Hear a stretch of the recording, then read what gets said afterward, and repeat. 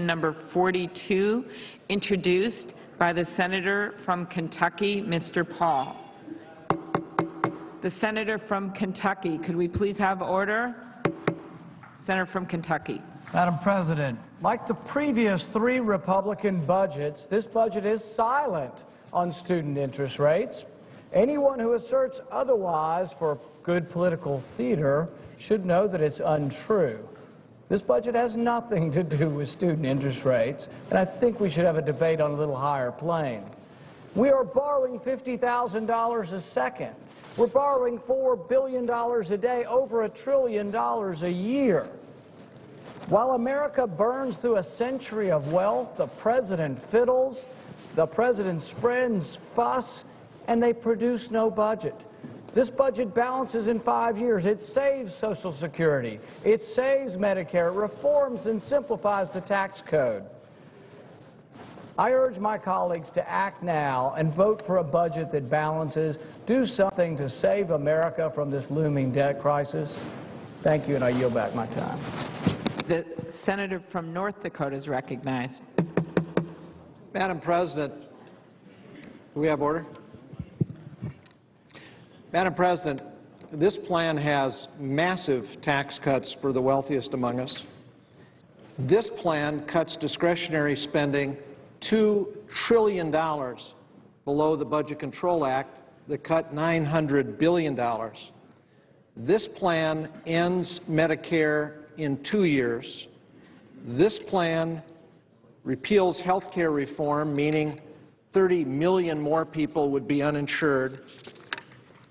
Perhaps most stunning, this plan cuts Social Security benefits 39%. Now, one can say it balances, but it balances at an extraordinary cost. And the cost is borne by those least able to bear the cost. I urge my colleagues to reject this plan. Would the chairman yield for a question? Yeah, I'd be happy to. I ask the same question of the distinguished chairman. Would this budget have the interest rates double on student loans on July the 1st from 3.4% to 6.8%? Well, it's hard to see how it wouldn't. Let me just say on education, it cuts education 59%. The question is on the motion.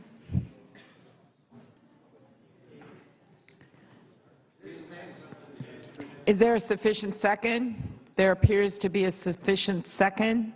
The clerk will call the roll. Mr. Akaka.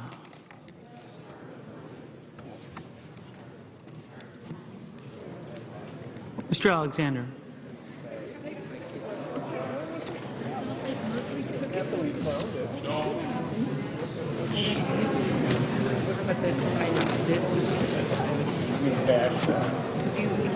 Ms. Ayotte.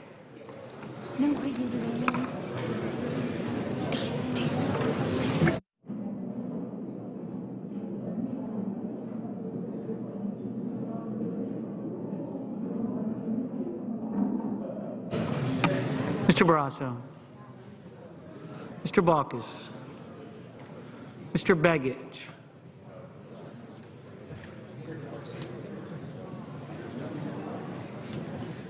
Mr. Bennett.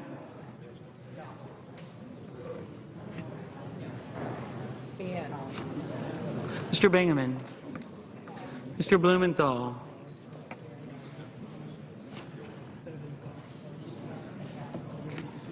Mr. Blunt. Mr. Bozeman. Mrs. Boxer.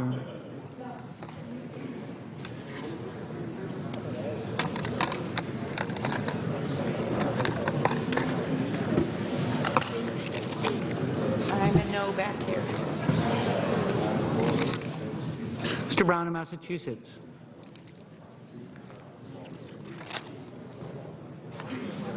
Mr. Brown of Ohio. Mr. Burr.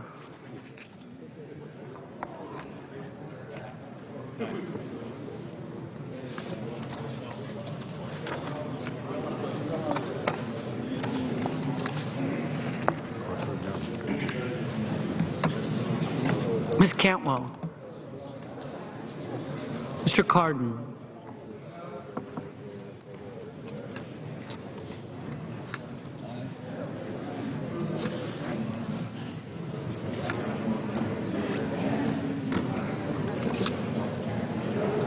Mr. Carper, Mr. Casey, Mr. Chambliss, Mr. Coates, Mr. Coburn, Mr. Cochran, Ms. Collins,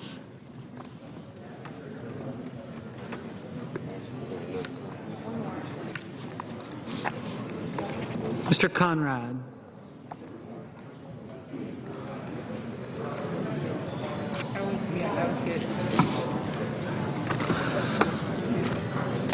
Mr. Coons, Mr. Corker, Mr. Cornyn, Mr. Crapo, Mr. DeMint, Mr. Durbin, Mr. Enzi,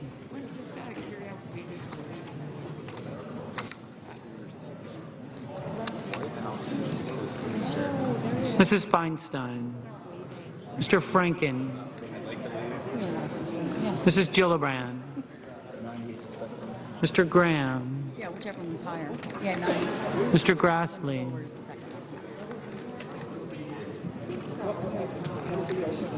Mrs. Hagan, Mr. Harkin, Mr. Hatch, Mr. Heller, Mr. Hoven, Mrs. Hutchison, Mr. Inhofe, Mr. Inouye,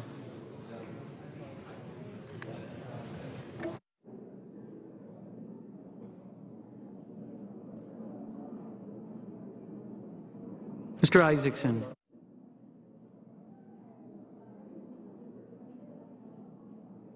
Mr. Johans,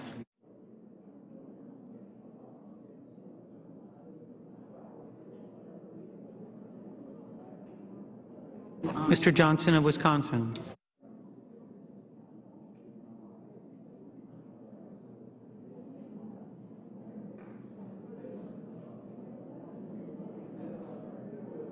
Mr. Johnson of South Dakota, Yes, sir. Yeah. Mr. Carey, Mr. Kirk, Ms. Klobuchar,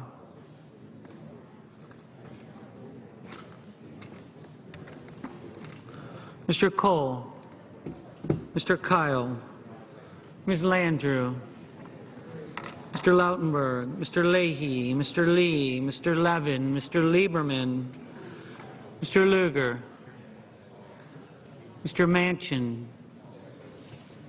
Mr. McCain, Mrs. McCaskill, Mr. McConnell, Mr. Menendez, Mr. Markley,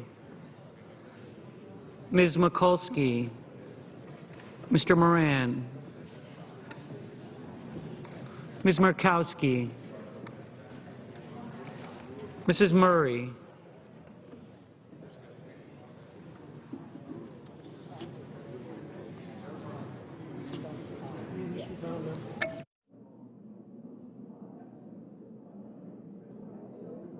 Mr. Nelson of Florida,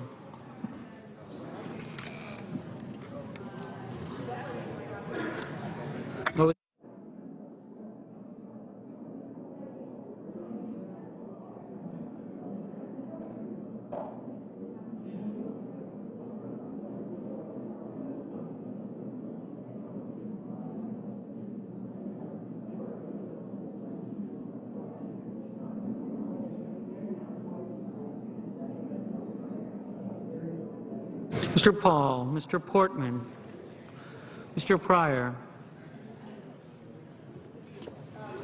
Mr. Reed of Rhode Island,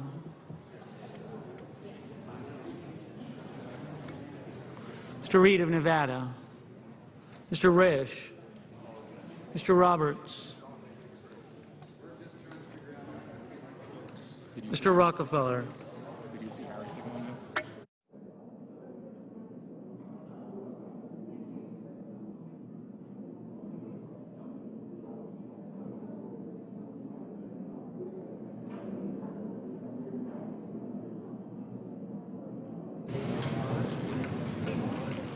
Mr. Rubio, Mr. Sanders, Mr. Schumer,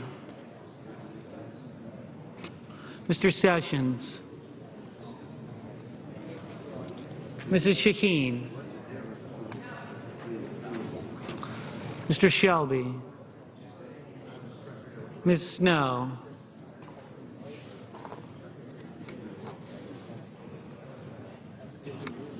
Ms. Stabenow, Mr. Tester, Mr. Thune, Mr. Toomey,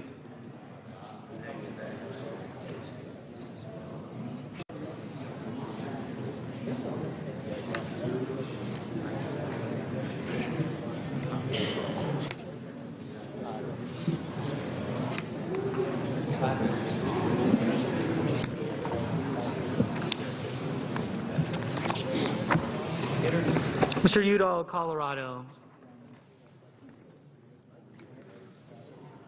Mr. Udall of New Mexico.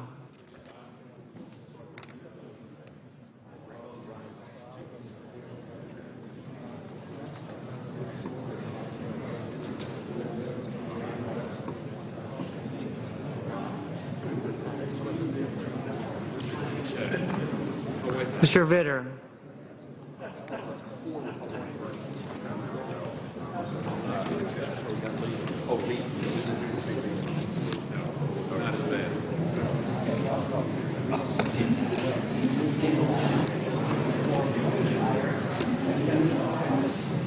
Mr. Warner, Mr. Webb, Mr. Whitehouse, Mr. Wicker, Mr. Wyden,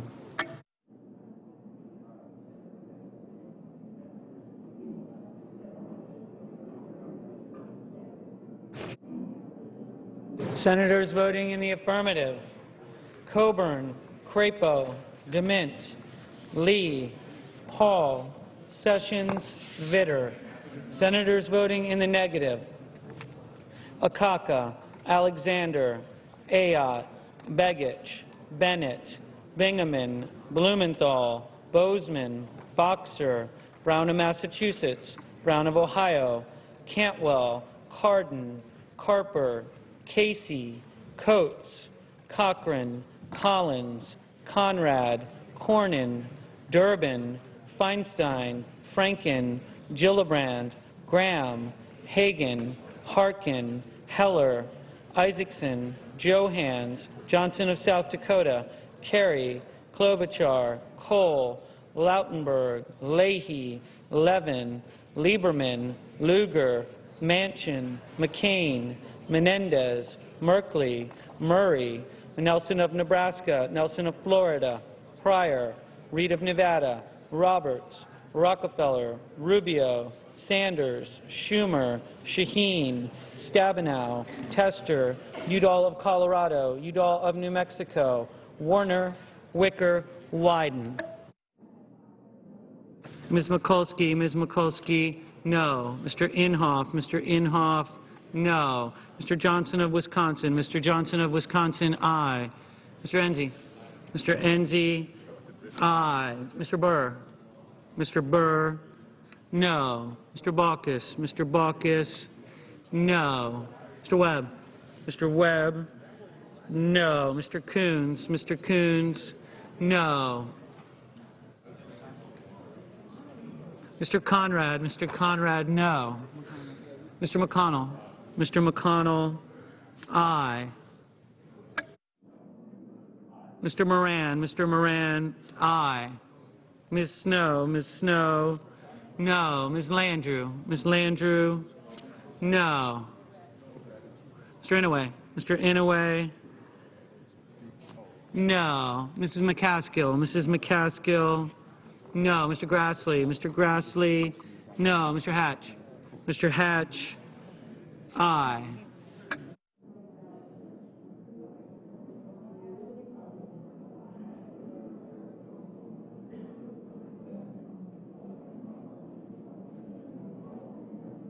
Mr. Blunt, no.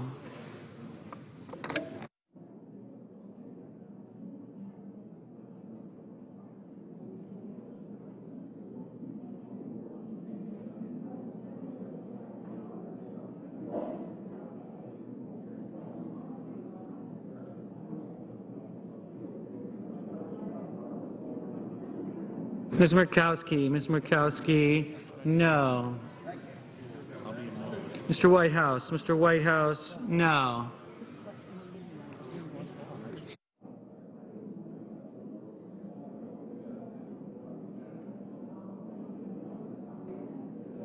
Mr. Chambliss, no.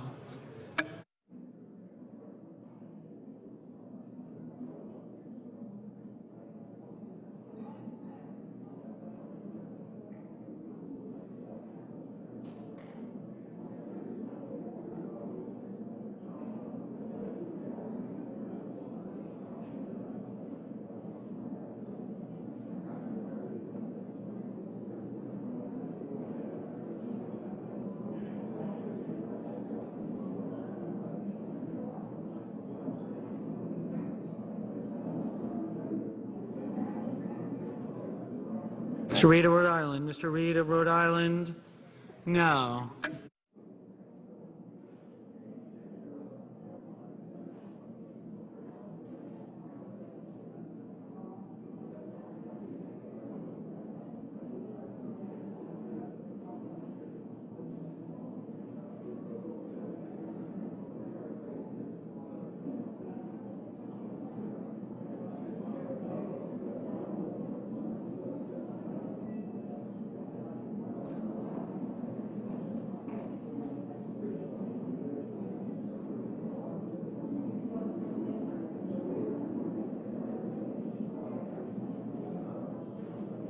Mrs. Hutchison, aye. Mr. Shelby, aye.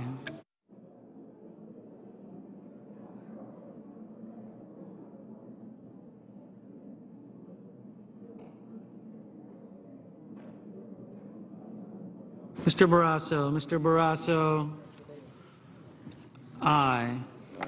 Mr. Toomey, no.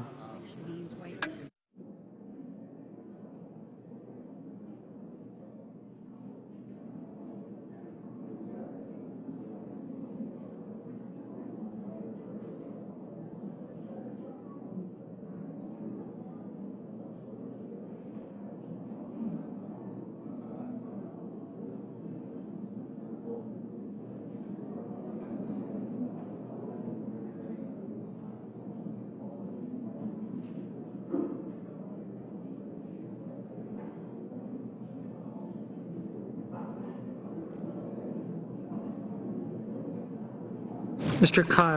Kyle, no. Mr. Corker, no.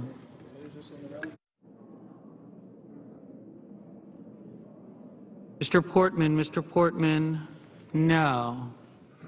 Mr. Risch, aye.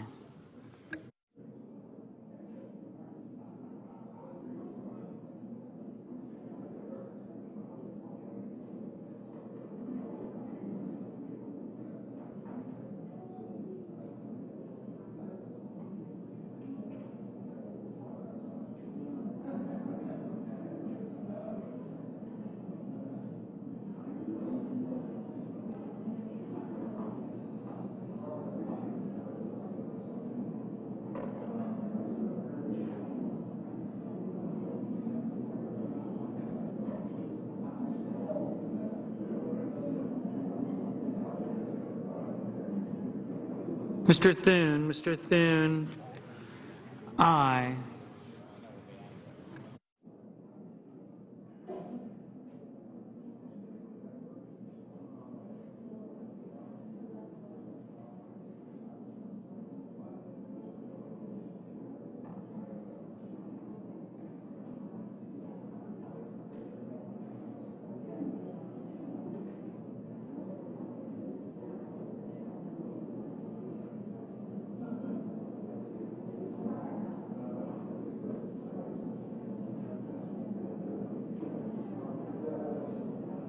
Mrs. Hutchison, no.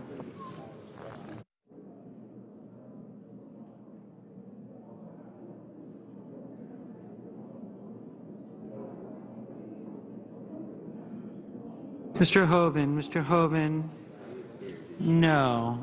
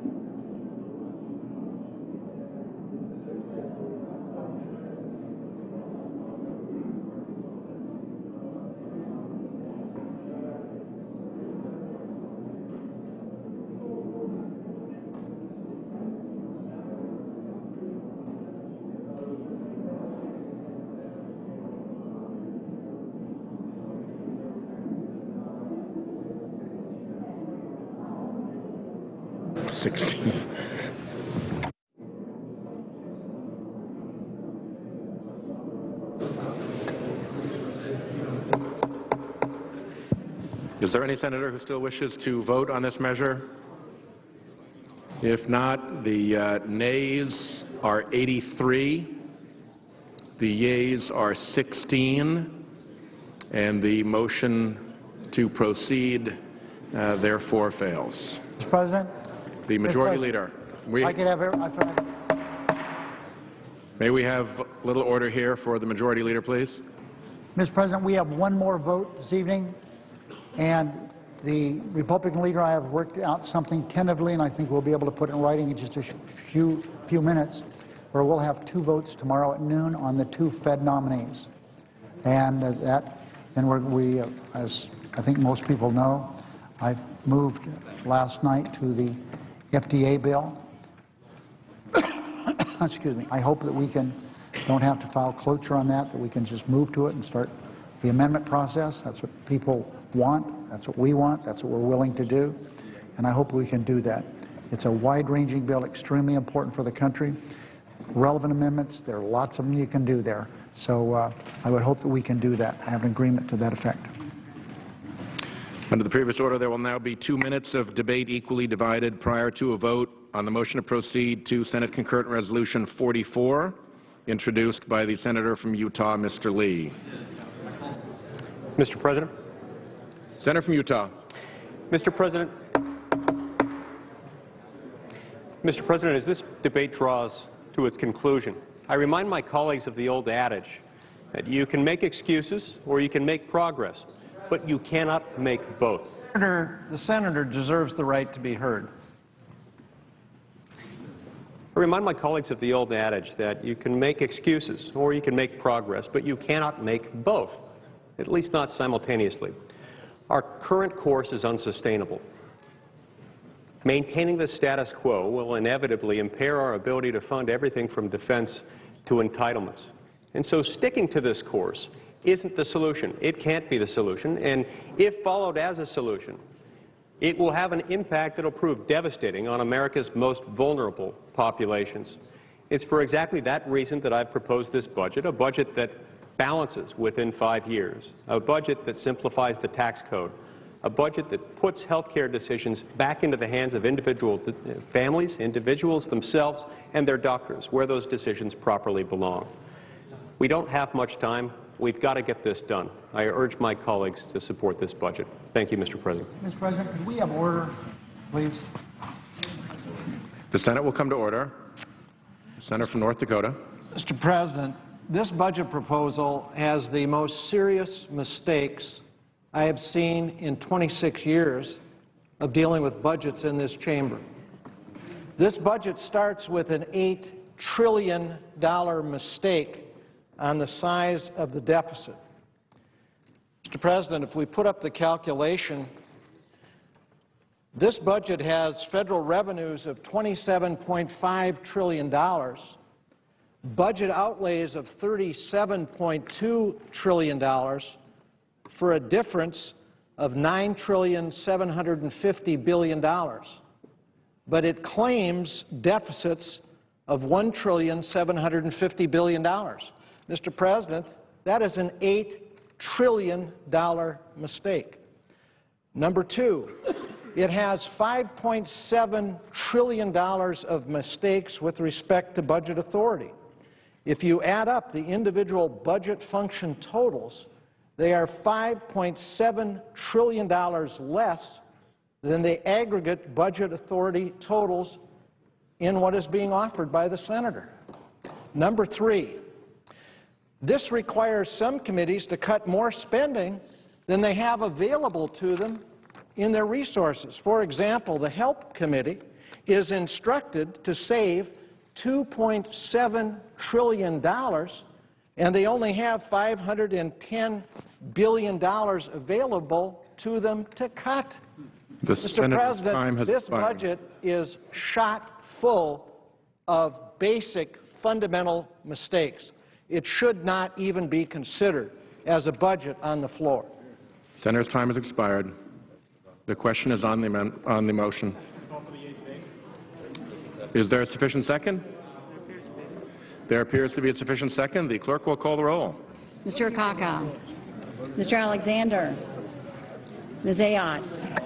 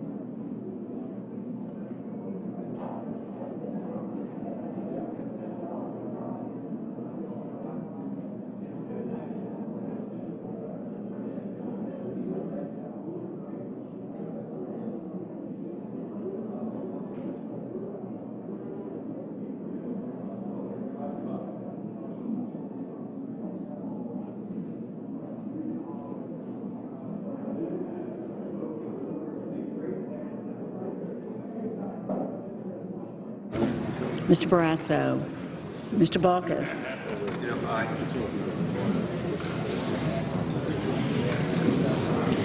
Mr. Beckidge. Mr. Bennett. Mr. Bingaman.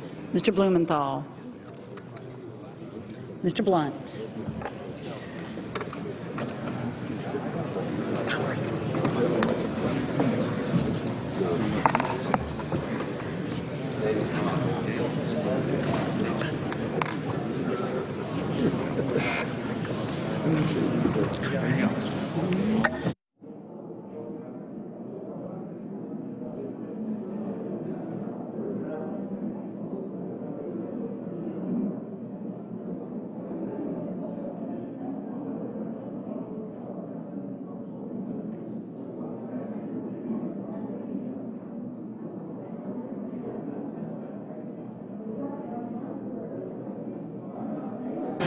Mr. Bozeman.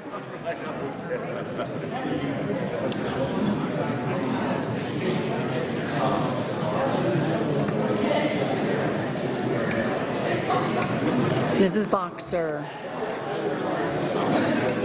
Mr. Brown of Massachusetts. Mr. Brown of Ohio. Mr. Burr. Ms. Cantwell. Mr. Cardin. Mr. Carper. Mr. Casey.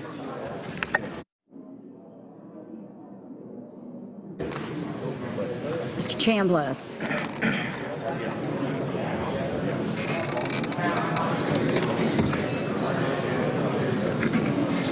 And then what happens after that? You'll just, Mr. Coates. lay down the motion to reconsider, then the order for the majority leader to recommend. Gail says.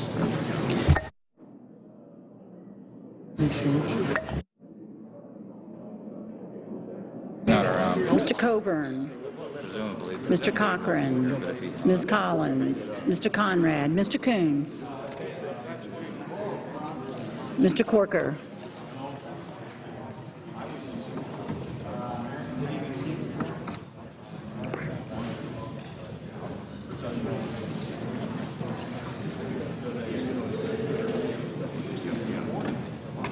Mr. Crapo. Mr. DeMint. Mr. Durbin. Aye.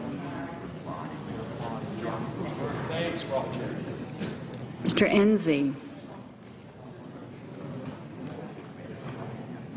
Mrs. Feinstein. Mr. Franken. Mrs. Gillibrand. Mr. Graham. Mr. Grassley. Mrs. Hagan. Mr. Harkin. Mr. Hatch. Mr. Heller. Mr. Hoven. Mrs. Hutchison.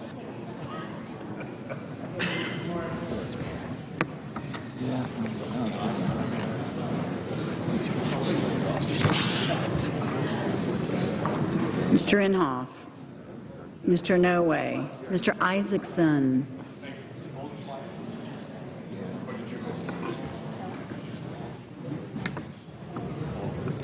Mr. Johans. Mr. Johnson of Wisconsin.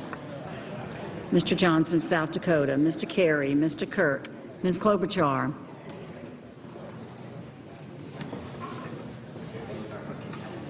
Mr. Cole. Mr. Kyle.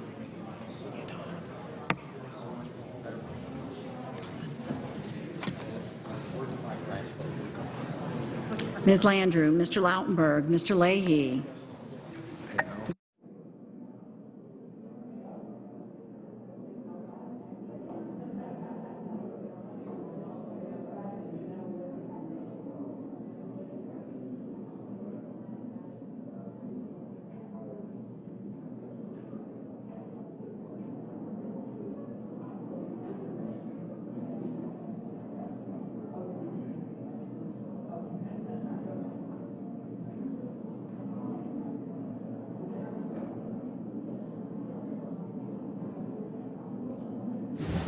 Mr. Leahy. Mr. Lee. Mr. Levin. Mr. Lieberman. Mr. Lugar. Mr. Manchin. Mr. McCain. Mrs. McCaskill. Mr. McConnell. Mr. Menendez. Mr. Merkley. Ms. Mikulski. Mr. Moran.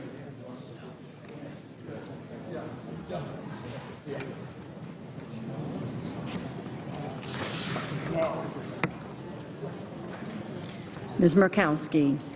Mrs. Murray. Mr. Nelson, Nebraska.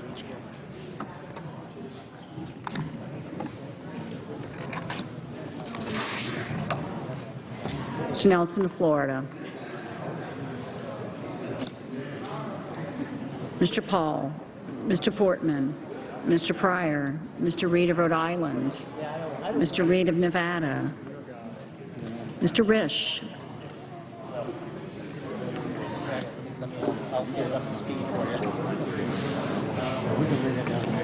Mr. Roberts. Mr. Rockefeller. Mr. Rubio. Mr. Sanders.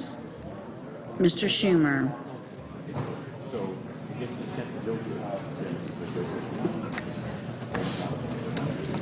Mr. Sessions. Mrs. Shaheen. Mr. Shelby. Ms. Snow.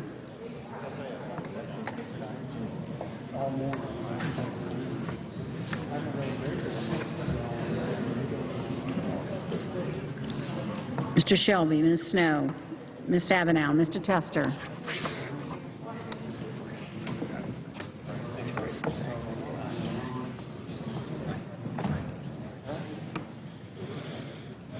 Mr. Thune, Mr. Toomey, Mr. Udall of Colorado, Mr. Udall, New Mexico, Mr. Vitter, Mr. Warner, Mr. Webb, Mr. Whitehouse. That would be a no. Thank you. Mr. Wicker, and Mr. Wyden.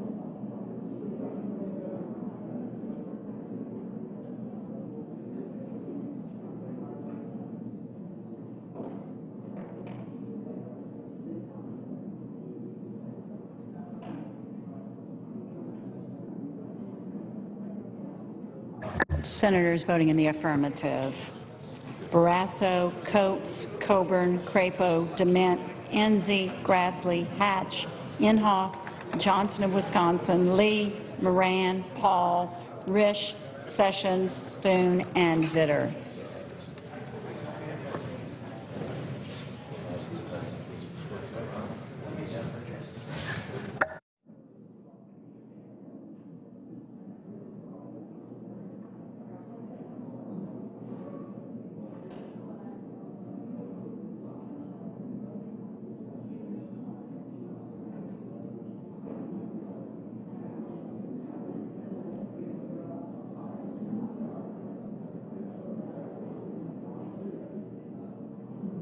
Senators voting in the negative: Akaka, Alexander, Ayotte, Baucus, Bekich, Bennett, Bingaman, Blumenthal, Blunt, Bozeman, Boxer, Brown of Massachusetts, Brown of Ohio, Burr, Cantwell, Cardin, Carper, Casey, Chambliss, Cochran, Collins, Conrad, Coons, Corker, Cornyn, Durbin, Feinstein, Franken, Gillibrand, Graham, Hagan, Harkin, Heller, Hoban, Hutchison, Inouye, Isaacson, Johans, Johnson of South Dakota, Kerry, Klobuchar, Cole, Kyle, Landrieu, Lautenberg, Leahy, Levin, Lugar, Manchin, McCain, McCaskill, McConnell, Menendez, Mikulski, Murkowski, Murray, Nelson, Nebraska, Nelson of Florida, Portman, Pryor, Reed of Rhode Island, Reed of Nevada, Roberts, Rockefeller, Rubio, Sanders, Schumer, Shaheen, Shelby, Snow, Stabenow, Tester, Toomey, Udall of Colorado, Udall of New Mexico, Warner, Webb, Whitehouse, Wicker, and Wyden.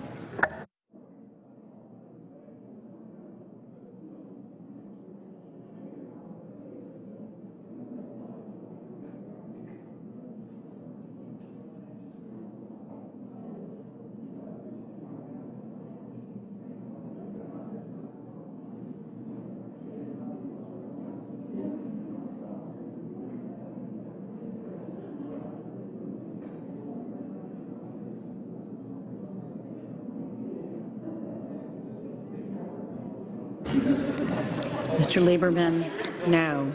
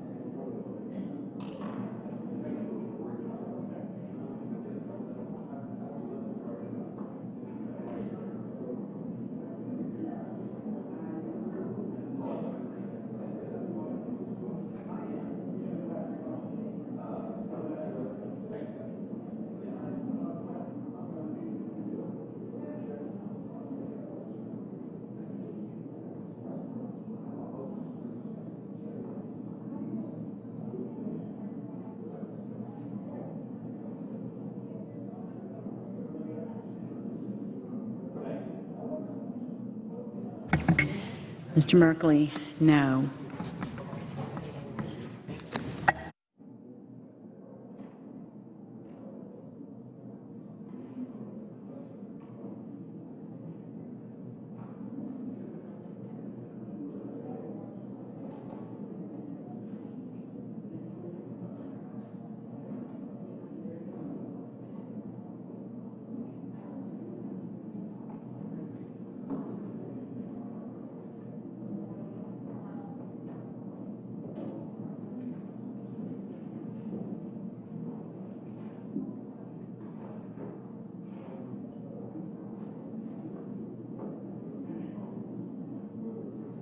Motion to proceed is not agreed to. Does any senator still wish to vote on this measure? If not, the ayes are 17, the nays are 82, and the motion to proceed is not agreed to. Under the previous order, the motions to reconsider are considered made and laid upon the table.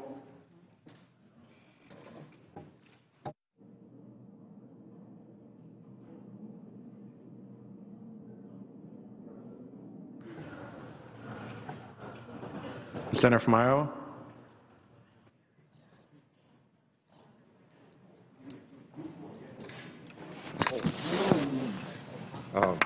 Thank you, Mr. President. As co-founders and co-chairs of the Senate Caucus on Foster Youth, Senator Landrieu and I offer a resolution to recognize May as National Foster Care Month. The resolution is an opportunity to raise awareness about the challenges faced by children in the foster care system. It's also a time to acknowledge the dedication of foster care parents, advocates, and workers who are changing the lives of children every day. National Foster Care Month was established more than 20 years ago to bring foster care issues to the forefront. Today, we continue to see almost 500,000 children who are unable to remain at home because of abuse or neglect or because of other family issues. During this separation, foster youth face loneliness, instability, and grief. Unfortunately, children in foster care experience an average of 3 different placements, which often lead to disruption of routines. Some are required to change schools and move away from siblings, extended families, and familiar surroundings. They face educational instability and, as a result, score lower on all academic measures than peers. Foster youth have to overcome misperceptions and stigmas and deal with emotional pain and trauma that comes from such separation. It becomes a reality for many children every day. In 2010, about 254,000 children entered into care. While many are reunified with their families or adopted into new ones, more than 107,000 children were awaiting adoption at the end of 2010. The Senate Caucus on Foster Youth is providing a voice for these foster young people. Senator Landrieu and I founded this caucus in 2009 to raise awareness of issues challenging foster youth, including educational stability, substance abuse, sexual exploitation, and the overprescription of psychotropic drugs. We hear from youth about policies that affect their quality of life. Among other activities, the caucus sponsors a speaker series to bring the best ideas from the field to us policymakers in Washington, D.C. Today, I invite my colleagues to join us on this caucus to get involved and to make a difference. Senator Landrieu and I created the Foster Care Caucus in the Senate to focus on all youth in the system, but we have particular focus on older children who may lack the security or support of a biological or adoptive family.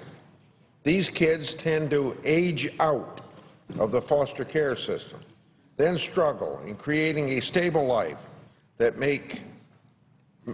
many of us often take for granted. More than 27,900 youth age out of foster care without a legal permanent connection to an adult or family. We must focus on how to reduce this number from year to year. We have made great strides over the years, and we have done so in a bipartisan manner. In 2006, the Senate Finance Committee held the first hearings on child welfare in more than a decade. The hearings led to a passage of the Child and Family Services Improvement Act, which improved programs designed to help troubled families, provided grants for states and community organizations to combat methamphetamine addiction and other substance abuse, and increased caseworker visits for children in foster care. It also supported grants to strengthen and improve collaboration between courts and child welfare agencies. In 2008, I introduced the bill that became the Fostering Connection to Success and Increasing Adoption Act. This bipartisan bill made it easier for children to stay in their home communities and be adopted by their own relatives, including grandparents, aunts, and uncles. It provided incentives for states to move children from foster care to permanent adoptive homes, and it made all children with special needs eligible for federal adoption assistance. The law also broke new ground by establishing opportunities to help kids who age out of the foster care system at age 18 by giving states the option to extend their care and helping them pursue educational and vocational training. Last year, to try to prevent children from having to enter the foster care system in the first place, I worked to reauthorize grants that support families who struggle with substance abuse and that improve the safety, permanency, and well-being of children who are not in their homes or are likely to be removed from their homes because of substance abuse by parents. Children in the foster care system yearn for permanency, and these grants help keep families together when possible so that children are not subject to the many difficulties that they face in the foster care system. But Congress, as you know, must be vigilant.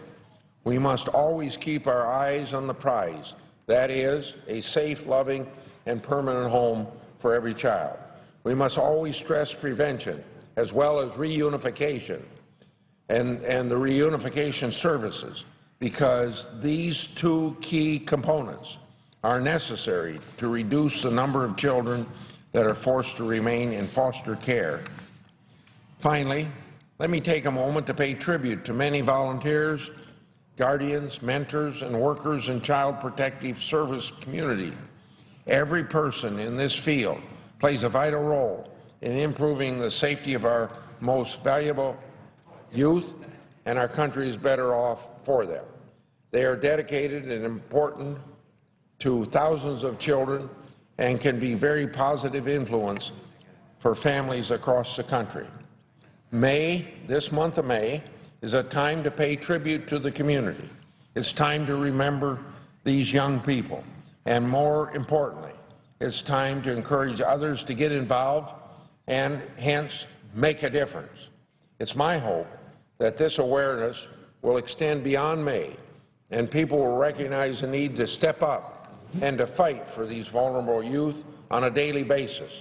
I encourage members to co-sponsor a resolution, and I especially appreciate the cooperation and working relationship that I've had with Senator Landrieu on this subject of adoption, foster care, in particular for aging out young people. I yield the floor. Mr. President. The Senator from Louisiana. I so appreciate the eloquent statement that our colleague from Iowa has put into the record, and his passionate advocacy on behalf of this special group of children in America. From his position as a senior member on the Finance Committee, both serving as chair and as ranking member, his support has been essential to their well-being. And in a committee that has a lot of important issues, Mr. President, from tax reform, international trade, The senator from Iowa, Senator Grassley, never fails to keep the needs of foster children, foster care children, and their families and the support community on the front of that agenda. And I just could not have a better partner, and I'm very grateful for his partnership on this issue and his friendship. I also want to recognize some of our colleagues, Mr. President, from the House, Representative Karen Bass, Representative Tom Marino, Representative Michelle Bachmann, and Representative Jim McDermott, that work very closely with Senator Grassley and myself. And as you can see, this is across party lines, across geographic lines, and across different political philosophies. We want to say one thing very loud and clear to the country, that foster children are not criminals. They're not delinquents. They are children that are in desperate need of love and care and support. Our foster care system in many ways works beautifully, and in some ways needs, of course, to be fixed and repaired and strengthened. But overall, the foster care system should at all times be temporary. It's a temporary place for children to go to be protected and healed and nurtured until they can be returned to their birth family or to their extended family with sibling groups intact, or until they can be processed to a kinship adoption, which Senator Grassley has been a tremendous advocate for, or to a domestic adoption. I can't really add anything to the very excellent and comprehensive statement that the senator made, but I would like to add just a few points.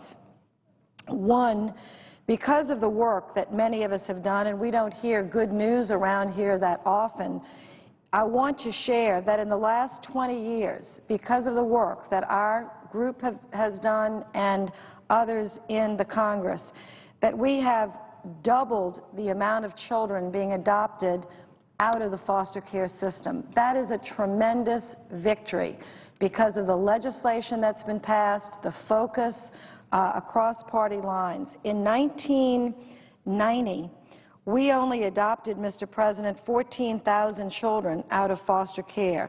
Last year, or the year of record, 2010, we adopted 53,000. It is really more than a tripling of adoptions out of foster care. I don't have the numbers right in front of me for reunifications, but Senator Grassley and I know that that number has increased as well. So we are making progress in the bills that we're proposing and passing, the appropriations that we are investing. And it hasn't been a lot more money over the last few years. It's just been a real strategic focus, which I like to believe that our caucus and the Adoption Caucus as well and the Foster Care Caucus has really helped to produce. So again, we've had more adoptions out of foster care. We've had more reunifications out of foster care.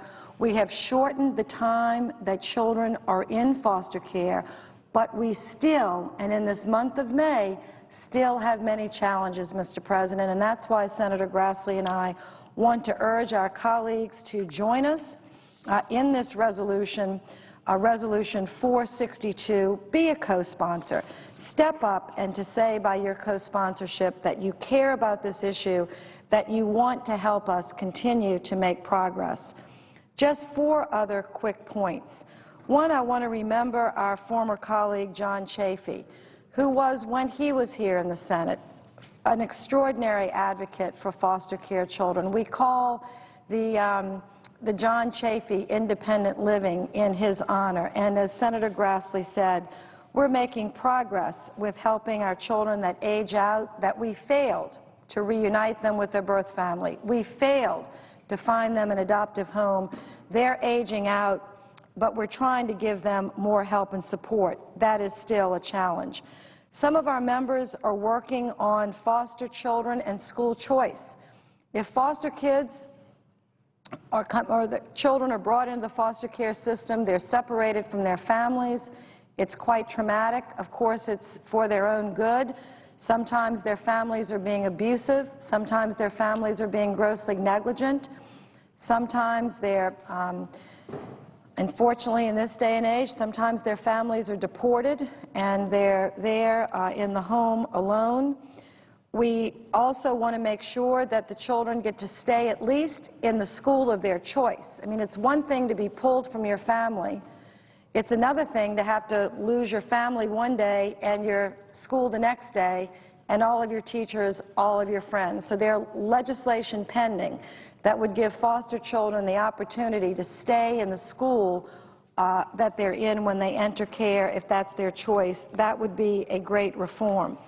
We also want to continue to promote kinship adoption, reaching out to the extended family, trying to keep children placed in their extended families that are willing and responsible to raise them, but not placing children with kin if the kin or the relatives are not responsible and not willing. That is not a solution. And then finally, we want to promote quality foster families. This is a problem that is easily solvable. It seems like it's a lot, this number, 450-some-odd thousand children, but it represents only 1/2 of 1% of all children in America. This is not a big number. Sounds like it when you say 450,000, but the percentage, 1/2 of 1%. We calculated one day, just on the back of a napkin, if one family for every 4 churches in America would say yes to taking in a foster child, or to adopt a child out of foster care, there would be no more orphans in our country. Again, one family out of every 4 churches, if we stepped up for the children that are available for adoption, we would have no more orphans in America, and then we could focus on recruiting quality foster families that can help these children to find their way back to their biological families with their sibling groups intact, or find their way to a new family that will love them and nurture them and protect them and support them forever, because that's what families do. We don't support our children till they're 18 and let them go on their merry way. We are with them until the moment they take their last breath. And that's what parents do. We're with our children forever. And every child in this world deserves a forever family. So Senator Grassley and I have come together to work to strengthen our foster care system. We know that it is broken in places. We know it can be fixed. And we work on fixing it every day. So I thank our colleagues that have joined us in just recognizing Foster Care Month. As Senator Grassley said in his conclusion, I will say in mine, we want to thank everyone that helps on this every month of the year, not just May. We want to thank the teachers that reach out specially to the foster children they know are in their classrooms. We want to thank the judges that process their cases quickly. I particularly want to thank the CASA workers. I'm a big believer in CASA, Court-Appointed Special Advocates. I think it's a great organization for all the volunteers that work to help make our foster care system in America better. So, Mr. President, thank you so much. Again, it's Senate Resolution 462. I want to thank our counterparts in the House and say again what a really joy and pleasure it is for me to work with Senator Grassley these many years on helping to promote the very best practices in the country on reforming our foster care system in America and trying to help where we can around the world. And I yield the floor. Mr. President. Senator from Kansas. Mr. President, thank you. Today we considered, I asked unanimous consent to address the Senate as if in morning hour. Without objection.